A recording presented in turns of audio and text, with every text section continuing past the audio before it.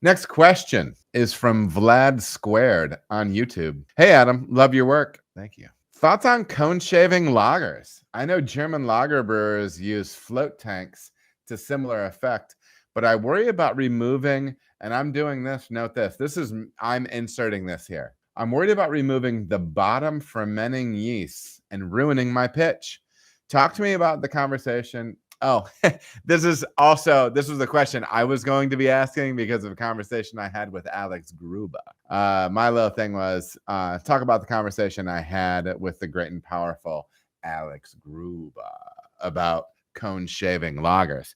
So, Vlad, here you go, man. Perfect timing. When I was in there working the trade room floor, you know what I mean? I'm at CBC, I'm all business, and I'm on the trade room floor. I'm going around. I'm avoiding eye contact of salespeople that I don't want to be talking to. I'm trying to avoid like the super aggressive salesperson that comes up and doesn't even he can't even see my name tag. And he's like, "Hey man, I sent you an email. I was just wondering if we could talk about blah." I was in like a legitimate conversation with another human being while this was happening, and we were walking. And dude rolls up like that on me. Don't do that to me at a trade show.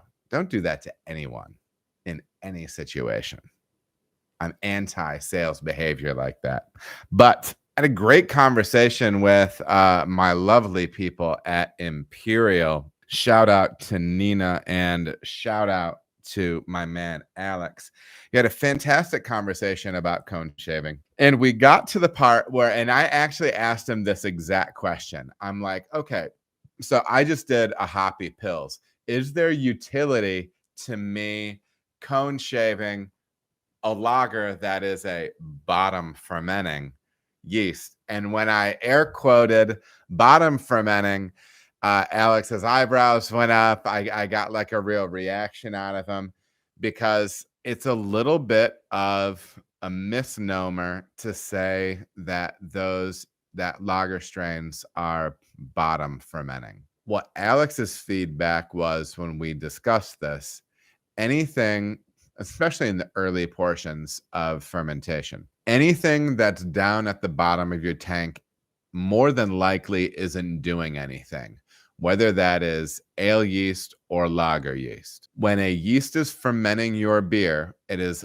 up in solution. He said he has no problem with the notion of even like days 1 through 3 of shaving the bottom of that cone a little bit. I think especially if you're doing a beer like I was talking about doing, which is something maybe a little bit non-traditional, a little bit more late hop Pilsner, that might be something interesting to check into.